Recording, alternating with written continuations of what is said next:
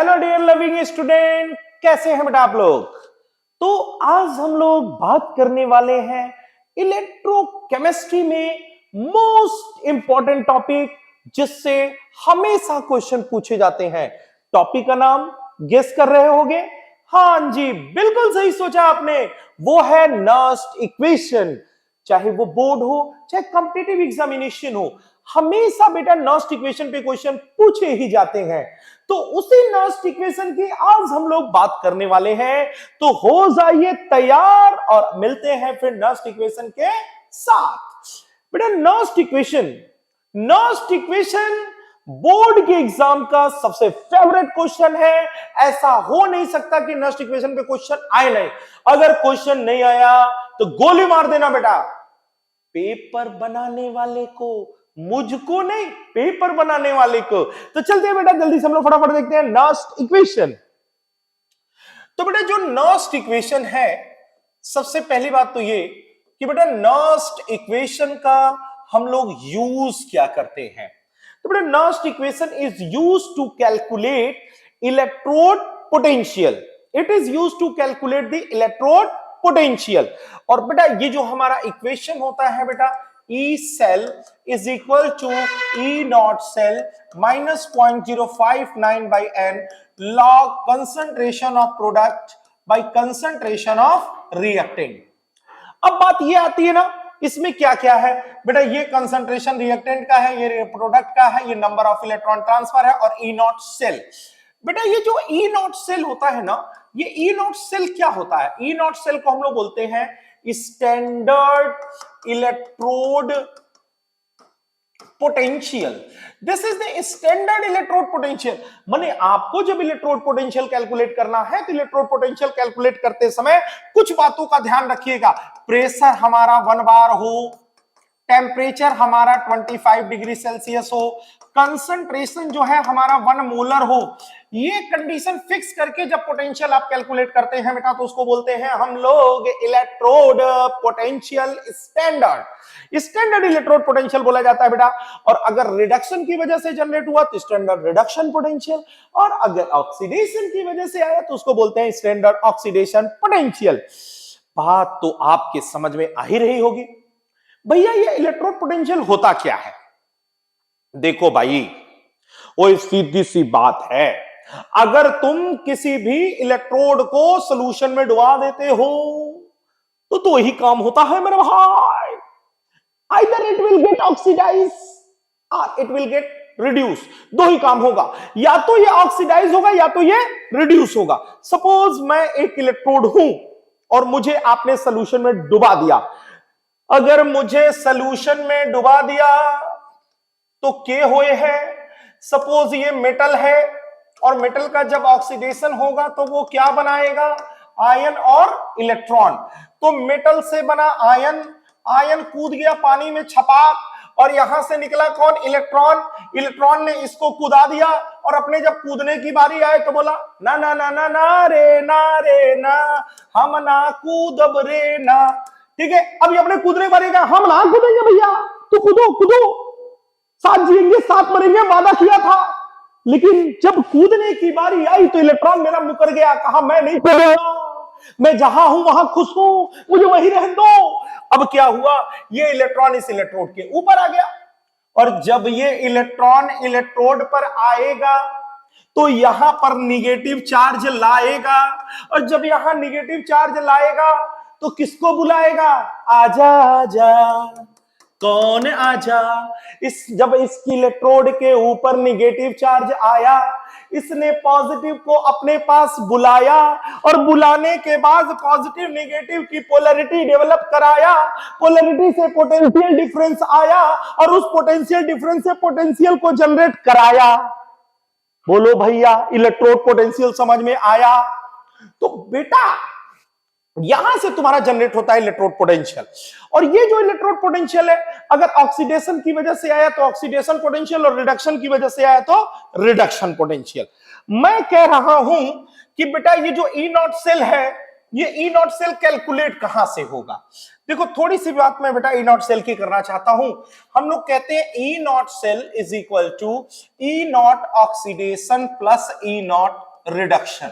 ई naught oxidation plus E naught reduction. बच्चा कहता है ए फार्मूला तो हमारे किताब में ना दियो है भैया, ये फार्मूला तो मैंने देखा ही नहीं। अरे ना देखा तो क्या हो गया, हम दिखा रहा हूं ना। तुम सारी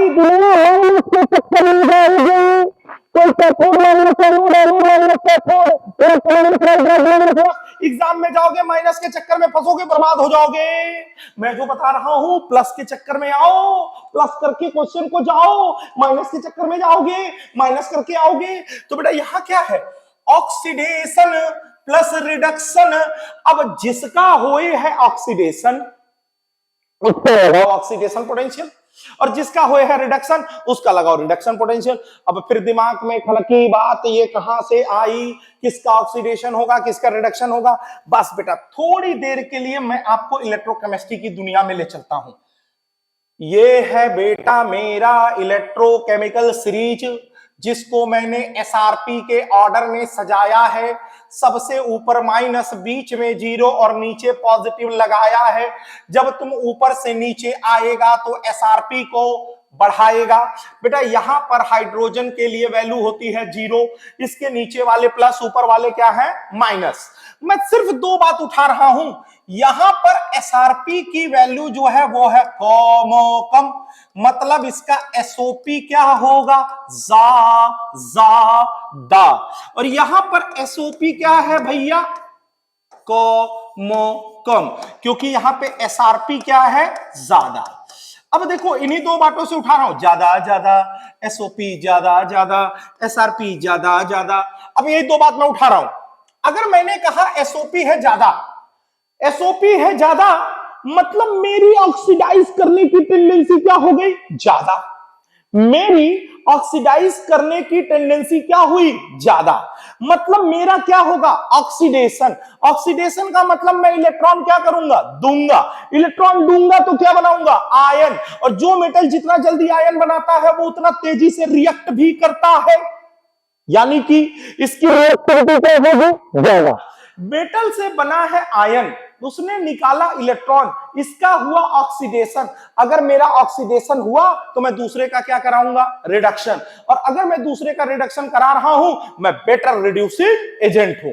इसका मतलब जो ऊपर है उसका एसओपी ज्यादा है, उसका ऑक्सीडेशन होगा, उसकी रिएक्टिविटी ज्यादा होगी, उसकी रिड्यूसिंग प्रॉपर्टी क्या होगी, ज्यादा। नीचे वाले की बात करिए, भाई साहब का एसआरपी ज्यादा है। एसआरपी ज्यादा मतलब रिड्यूस होने की टेंडेंसी क्या हुई, ज्यादा। इलेक्ट्रॉन लेने की टेंडेंसी क्या हुई, ज्यादा। मेरा क्या होगा, रिडक्शन। दूसरे का क्या कराऊंगा, ऑक्सीडेशन। और दूसरे का ऑक्सीडेशन करा रहा हूं तो मैं कौन सा एजेंट हूं भैया, ऑक्सीडाइजिंग एजेंट।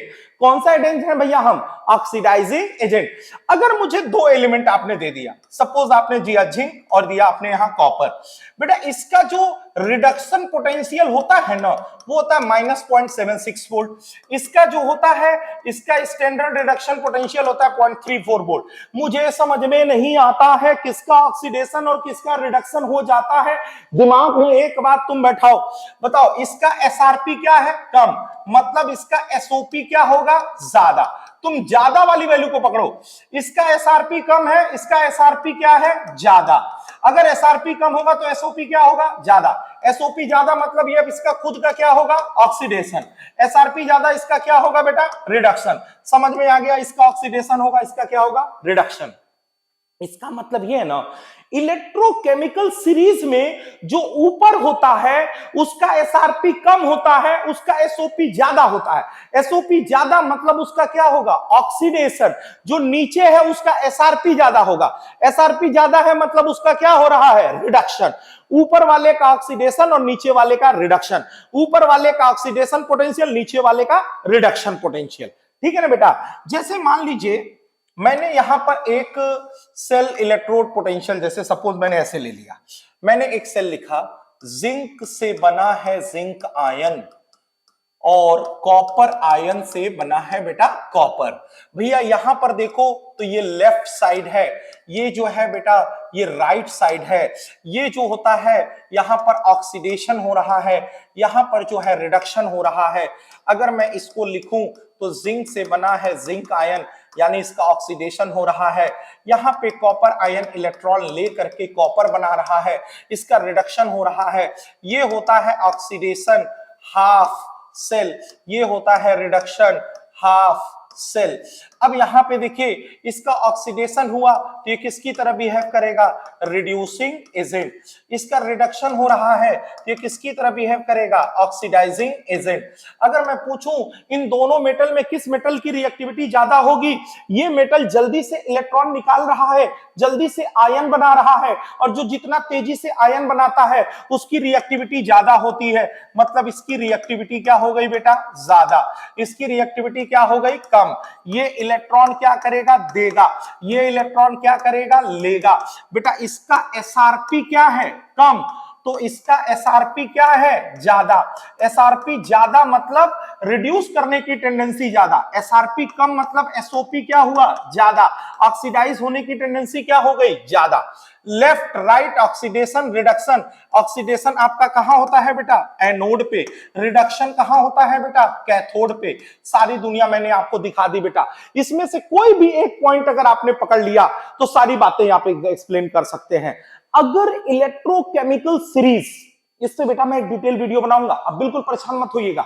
इलेक्ट्रोकेमिकल सीरीज में अगर एसआरपी के इंक्रीजिंग ऑर्डर में एलिमेंट को आपने अरेंज किया है तो जो एलिमेंट ऊपर होगा उसकी रिएक्टिविटी ज्यादा, क्योंकि वो जल्दी से इलेक्ट्रॉन को क्या करेगा, बाहर। और जल्दी से इलेक्ट्रॉन को अगर बाहर करता है मतलब वो जल्दी से आयन बनाता है, और जो जल्दी से आयन बनाएगा उसकी रिएक्टिविटी भी क्या होगी, ज्यादा। ऐसे याद रखो बेटा, ऊपर कौन है, भगवान। भगवान से ज्यादा रिएक्टिव दुनिया में कोई नहीं है। जब उनके मन को भाया उन्होंने बाढ़ लाया, उनके मन को भाया उन्होंने सूखा पड़ाया, जब उनके मन को भाया तो कोरोना बीमारी फैलाया। तो भैया उनसे ज्यादा रिएक्टिव दुनिया में कोई नहीं है। तो देख बेटा ये है मेरा इलेक्ट्रोड, ये सेल रिप्रेजेंटेशन। और सेल रिप्रेजेंटेशन जो हमको दिया था जिंक से जिंक आयन, फिर उसके बाद जो है कॉपर आयन से कॉपर। आप इसका सेल रिएक्शन लिखिए तो जिंक से बन गया बेटा जिंक आयन +2 इलेक्ट्रॉन, और यहां पर copper ion +2 electron change into copper. अब इन दोनों इक्वेशन को जोड़िए तो zinc plus copper ion change into copper plus zinc ion. दो इलेक्ट्रॉन दोनों तरफ आए बेटा, ये आपके n की वैल्यू हो गई।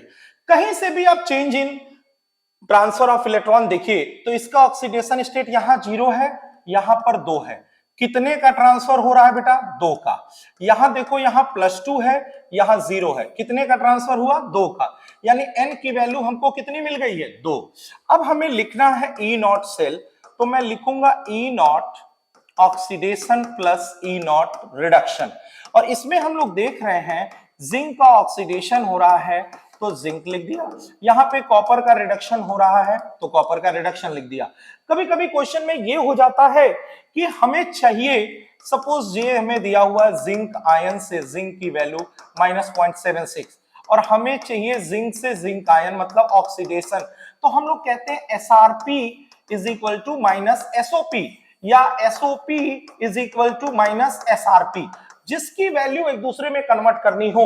यहां हमें रिडक्शन दिया है और चाहिए क्या, ऑक्सीडेशन, बस माइनस लगा दो, वैल्यू क्या हो जाएगी, कन्वर्ट। तो अगर बेटा हमें वैल्यू कैलकुलेट करनी है तो यहां ऑक्सीडेशन चाहिए और ऑक्सीडेशन दिया हुआ है तो रख दीजिए, यहां रिडक्शन चाहिए और रिडक्शन दिया हुआ तो यहां रख दीजिए। और अगर मान लीजिए यहां रिडक्शन दिया और हमें चाहिए ऑक्सीडेशन, तो उसको हम लोग क्या कर सकते हैं, कन्वर्ट कर सकते हैं। अब जब इसको आप पुट करोगे, E cell is equal to E0 cell -0.059, कितने इलेक्ट्रॉन का ट्रांसफर हुआ, 2 लॉग प्रोडक्ट में कौन है, कॉपर, इधर कौन है, जिंक, और इधर आ गया जिंक अपॉन कॉपर आयन। भैया देखो ये है कॉपर और ये जो है जिंक, ये जो सॉलिड है इनका एक्टिव मास लिया जाता है 1। बेटा जब आपने इक्विलिब्रियम पढ़ा होगा, active mass the mass of reactant which is actively participate in reaction and that decide the rate of reaction। बेटा active mass of pure solid and liquid जो होता है वो कांस्टेंट होता है, उसका कंसंट्रेशन चेंज नहीं होता है। एक्टिव मास का मतलब होता है कंसंट्रेशन, और प्योर सॉलिड और प्योर लिक्विड में डेंसिटी और मॉलिक्यूलर मास कांस्टेंट होता है, कंसंट्रेशन चेंज नहीं होता है, कंसंट्रेशन कांस्टेंट हो गया, इसीलिए उसकी जगह पे हम कितना रखते हैं 1। इनकी वैल्यू हो गई बेटा यहां पर 1। जब यहां पर बेटा 1 हो गया, फिर उसके बाद हम इसको लिखते हैं E cell is equal to E not cell minus 0.059/2 log concentration of zinc ion by concentration of copper ion। आपको देखिए ये बेस 10 के फॉर्म में होता है, आपको इसका कंसंट्रेशन दिया होगा, इसका दिया होगा, एन की वैल्यू आप फाइंड कर लेंगे, ई नॉट सेल फाइंड कर लेंगे और यहां से निकाल देंगे ई सेल। अब इसके अंदर अगर आपसे पूछा जाए कि अगर मैं जिंक के कंसंट्रेशन को या कॉपर के कंसंट्रेशन को बढ़ाऊं या घटाऊं तो क्या फर्क पड़ेगा, आप सोचिए। जब आप इसको बढ़ा रहे हैं तो ये पूरी की पूरी वैल्यू जो है वो क्या कर रही है, बढ़ रही है। जब पूरी वैल्यू ये बढ़ेगी तो ये वैल्यू क्या करेगी, घटेगी। यानी कि जिंक आयन का कंसंट्रेशन जब बढ़ा तो ई सेल हमारा क्या हुआ, घटा। ठीक है ना। अब यहां पे सोचिए, अगर मैं कॉपर आयन के कंसंट्रेशन को बढ़ाऊंगा तो ये पूरी की पूरी वैल्यू क्या हो जाएगी, घटेगी, और जब ये घटेगी तो ये वैल्यू क्या करेगी, बढ़ेगी। यानी कॉपर आयन का कंसंट्रेशन बढ़ाने पर ई सेल की वैल्यू क्या करेगी, बढ़ेगी। तो कभी कभी एक सिंपल से कंसंट्रेशन से रिलेटेड क्वेश्चन यहां पर पूछ लेता है। चलिए बेटा एक और नर्स इक्वेशन हम लोग देखते हैं। जैसे मान लीजिए हमें दिया है क्रोमियम से क्रोमियम +3 और Fe+2 से Fe। बेटा हमें पता है ये लेफ्ट साइड है और ये राइट साइड है, यहां पर ऑक्सीडेशन हो रहा है, यहां पर रिडक्शन। हम इसको लिखते हैं Cr change into Cr+3 electron, यहां पर Fe+2 electron change into Fe। अब यहां पर देखिए 3 इलेक्ट्रॉन है, यहां पे 2 इलेक्ट्रॉन है, दोनों तरफ इलेक्ट्रॉन हमें बराबर करने हैं। इसको आप क्या करिए 2 से मल्टीप्लाई कर दीजिए और इसको 3 से मल्टीप्लाई कर दीजिए, और मल्टीप्लाई करने के बाद दोनों को जोड़िए तो ये हो गया 2 क्रोमियम और यहां पर हो गया 3 Fe+2 +6 इलेक्ट्रॉन, इधर हो जाएगा 2 क्रोमियम +3 +6 इलेक्ट्रॉन +3 Fe। ठीक है। अब देखिए दोनों तरफ नंबर ऑफ इलेक्ट्रॉन कितने हमारे 6 हैं। कहीं से भी आप चेक करना चाहते हैं तो इसका देखिए 0 और इसका कितना हुआ +3। जब ये 0 से +3 गया तो कितने का चेंज हुआ 3, 2 के कारण कितने का चेंज होगा 6 यहां से भी आएगा, +2 से ये कितना गया है 0, चेंज कितने का हुआ 2, 3 के कारण कितना हुआ 6, यानी n की वैल्यू हमारी कितनी हो गई 6। अब इसके बाद अगर हम ई नॉट सेल निकालना चाहते हैं तो हम लिखेंगे E not cell equal to E naught oxidation plus E naught reduction. Oxidation किसका हुआ है, क्रोमियम का, क्रोमियम से क्रोमियम +3, रिडक्शन किसका हुआ है, आयरन का। तो भाई जिसका ऑक्सीडेशन हो उसका ऑक्सीडेशन पोटेंशियल और जिसका रिडक्शन हो उसका रिडक्शन पोटेंशियल। फटाफट रखते चले जाइए, मैंने रख दिया, ये वैल्यू मिल गई। इसके बाद जब मुझे लिखना होगा E cell, then E cell equal to E naught cell minus 0.059/C log chromium ion. आप देखिएगा उसके 2 मोल्स थे तो पावर 2 हो गया, Fe+2 इस पे पावर कितना हो गया 3, और आपने यहां निकाल दिया E सेल। अगर मान लीजिए बेटा यही अगर हमें ग्राफ की बात करनी होती, जैसे हमें ये दिया हुआ है E cell equal to E naught cell minus 0.059/N log concentration of product by concentration of reactant, और हमें ग्राफ बनाना है यहां पर log concentration of product by concentration of reactant, और यहां पे हमें लेना है ई सेल के बीच। तो जो जहां पे दिया उसको रखो, ये कौन सा एक्सिस है y और ये कौन सा एक्सिस है x, x के साथ जो चिपक के रहता है वो कौन होता है m, और ये हो गया c। यानी ये जो C हमारा इंटरसेप्ट है that is E not cell, और स्लोप कहां गया negative, and that slope is equal to -0.059/N। तो ये इसका ग्राफ हो गया नॉस्ट इक्वेशन का। जैसे हमने फुल सेल रिएक्शन के लिए ग्राफ बनाया है वैसे ही हम हाफ सेल रिएक्शन के लिए भी ग्राफ प्लॉट कर सकते हैं। चलिए अब हम हाफ सेल रिएक्शन के लिए आपको नॉस्ट इक्वेशन लिख के दिखाते हैं। जैसे यहां दिया है जिंक से जिंक आयन प्लस साथ में दिया 2 इलेक्ट्रॉन, हमने लिखा जिंक से बना जिंक आयन, फिर लिखा ई नॉट जिंक से zinc ion minus 0.059/N log concentration of zinc ion bye concentration of zinc. ये सॉलिड है, इसकी वैल्यू हो जाएगी एक्टिव मास 1। फाइनली हमारा बन गया ई जिंक से zinc ion is equal to E naught zinc से zinc ion minus 0.059/2 log zinc ion का कंसंट्रेशन। अगर आप ग्राफ प्लॉट करना चाहते हो, इसको आप रखना चाहते हो y एक्सिस पे और इसको रखना चाहते हो x पे, तो ये बन जाएगा ग्राफ लॉग जिंक आयन का और ये हो जाएगा ई जिंक टू जिंक आयन का और ये आपका इंटरसेप्ट होगा जो कि ई जिंक से जिंक आयन हो जाएंगे और ये आपका हो जाएगा स्लोप। तो y is equal to this is the c minus m x. तो ये मैंने ऑक्सीडेशन पोटेंशियल निकाल दिया। इसके बाद जब आप आएंगे रिडक्शन पोटेंशियल पे, तो देखिए रिडक्शन पोटेंशियल के लिए सपोज मैंने यहां लिया copper ion gains 2 electron change into Cu। आपने लिखा E Cu positive to Cu E naught Cu positive to Cu minus 0.059/n log concentration of copper upon copper ion. भाई एक्टिव मास इसका कितना हो गया 1। आपने फिर लिख दिया बेटा E naught copper positive to copper minus 0.059/n log 1 upon copper ion. अब यहां पर Cu पॉजिटिव से Cu y is equal to c minus m x का अगर आप ग्राफ बना रहे हो, सपोज इसकी जगह 1 अपॉन कॉपर आयन आपने रख दिया, यहां पर Cu पॉजिटिव से Cu हो गया, वही सेम कंडीशन होगी, ये इसका बन जाएगा इंटरसेप्ट। ठीक है ना। तो देखिए मैंने ऑक्सीडेशन पोटेंशियल भी लिखा है, रिडक्शन पोटेंशियल भी लिखा है, हाफ सेल के लिए भी और फुल सेल के लिए। अब इसी से मिलता जुलता एक पॉइंट आपको मैं और लिखने जा रहा हूं।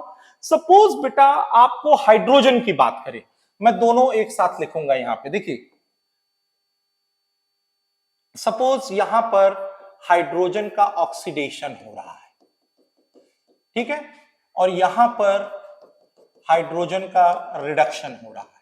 ठीक है, हम इसका मान के चल रहे हैं पार्शियल प्रेशर हाइड्रोजन का 1 एटमॉस्फेयर है।